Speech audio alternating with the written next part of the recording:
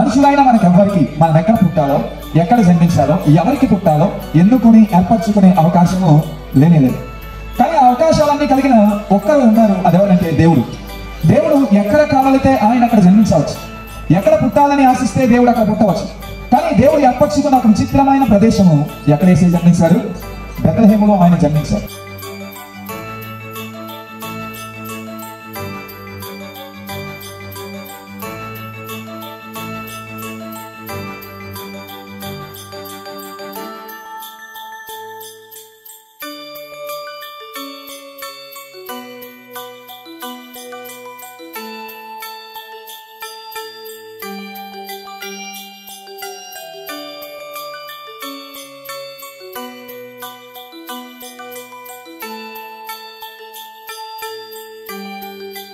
యేసయ్య బెత్లెహేములోనే ఎందుకు ఆయన పుట్టాడు అంటే, to turn our sorrows into joy, మన యొక్క దుఃఖ దినములను సంతోషకరముగా మార్చడానికి బెత్లెహేములో యేసుక్రీస్తు ప్రభువు వారు జన్మించిన వాడిగా ఉన్నాడు. Happy Christmas, merry Christmas.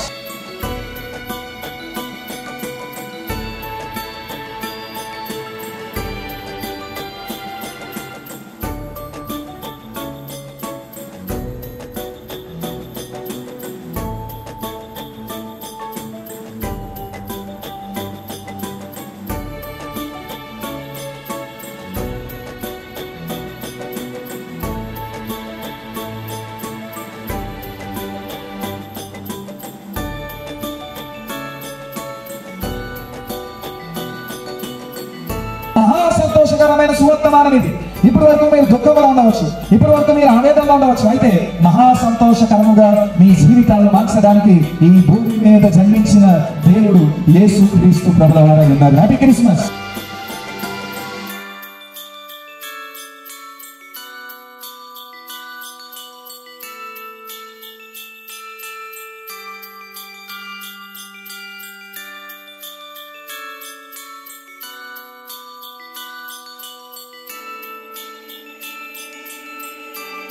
రొట్టెల ఇల్లు అనబడిన బెత్లెహేము కరువుతో నింపబడగా, రొట్టెల ఇల్లులో నిజమైన రొట్టెను నేను, నిజమైన జీవాహారం నేను, నన్ను భుజించిన వారు ఎన్నటికీ దప్పిక కొనరు, ఆకలి కొనరు అని తెలియజేసిన యేసయ్య ఆ ప్రాంతంలో జన్మించి మనకందరికీ శారీరకమైన సమృద్ధి మాత్రమే కాక ఆధ్యాత్మికమైన పర సంబంధమైన నిత్య జీవాన్ని ఇవ్వడానికి యేసుక్రీస్తు ప్రభువు వారు బెత్లెహేములో ఆయన జన్మించిన వారిగా ఉన్నారు. Happy Christmas.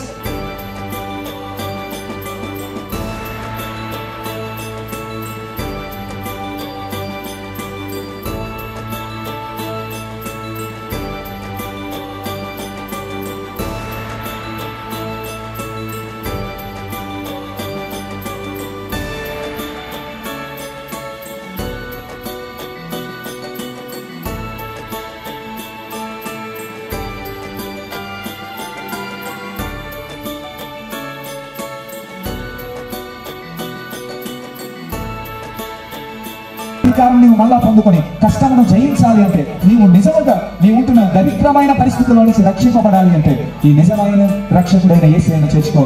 బెత్లెహేము అనబడిన చిన్న గ్రామాన్ని ప్రపంచ నలుమూలల ఉన్న ప్రజలకు పరిచయం చేసిన దేవుడు నీ యొక్క చరిత్రను కూడా ఆయన మార్చి నిన్ను అనేకులకు ఆశీర్వాదకరంగా మార్చగలడు.